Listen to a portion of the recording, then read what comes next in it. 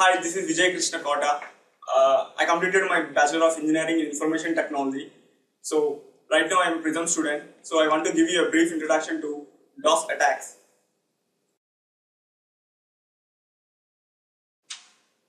Okay, let's start with the presentation. What is DOS attack? And generally, the topics I am covering in this presentation is the SYN flood attack, which is a protocol feature attack, and the Smurf attack, which is a data flood attack. And what is the main goal of a denial of service? The DOS attack. The main aim is to stop the victim's machine from doing its required job. It is an attempt to make the computer resource unavailable to its intended users. The motive of the attacker may vary, that is, he may target the internet site or a service from functioning efficiently or at all, temporarily or indefinitely. It depends upon, it may damage from a minor inconvenience to a major financial losses. What are the effects of the attacks? Generally, the DOS attack can be considered into the three types of attacks. The three types of attacks, that is the bandwidth consumption, that is all the available bandwidth by the attacker is consumed by the attacker. Example, ICMP echo attack, where the resource consumption. Here all the resources like web server or the printer or the mail server will be consumed by the attacker. Example, a mail bomb. Network connectivity. Generally, attacker forces the server to stop communicating on the network. That is nothing but a SYN flood attack. First of all, before going to the SYN flood attack, let me consider how a TCP protocol, the three-way handshake, functions. Generally, whenever a client wants to connect to the TCP port, it sends a SYN packet.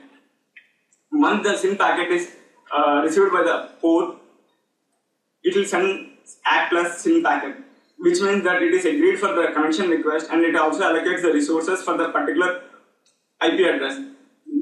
This is called half open connection. Once the SYN packet is received, once the SYN plus ACK packet is received by the client should send acknowledgement packet to finish the handshake. So now let's go to the SYN flood attack. Generally, the attacker spoofs with his IP address and sends many SYN packets to the TCP port, so that the resource will be allocated for each and every time whenever an attacker sends a packet and the server receives it.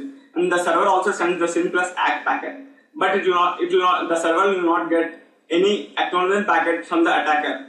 By this way, there will be many half open connections will be opened, which outflows the memory of the server also, which leads to the server will the memory of the server will be buffer overflowed, so that it cannot interact with the real clients. So what are the attacks of SYN flood attack? This is a network connectivity attack, most commonly used DOS attack. This is launched easily with a little effort. Presently, it is very difficult to trace attack back to its originator. Generally, web servers and systems connected to the internet providing TCP-based services like FTP servers, mail servers are susceptible. It exploits TCP three-way handshake mechanism and its limitations in maintaining half-open connections. So let's go for a Smurf attack. Smurf attack is a way of generating significant computer network traffic on a victim network. So this is a type of DOS attack that floods target system via spoofing broadcast ping messages. So generally on a multicast broadcast network, hundreds of machines reply to each packet, which leads to which consumes the network of the victim address. So this is the Smurf attack, how it actually works. Generally, the attacker with the IP address of 176.10.0.2 pings with a spoofs each IP address with the victim's IP address and sends all to the intermediaries.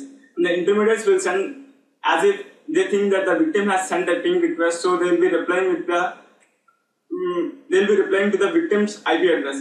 So generally, by doing so, the victim will be flooded with all the ping requests, and his machine will be busy with pinging to the replies, so that he cannot do his own work. And the conclusion is, stopping DDoS or DOS attack depends on the whole internet community. Protect your machine from malware that could be used in these attacks. Security against DOS or DDoS attacks is an ongoing race between hackers and security experts.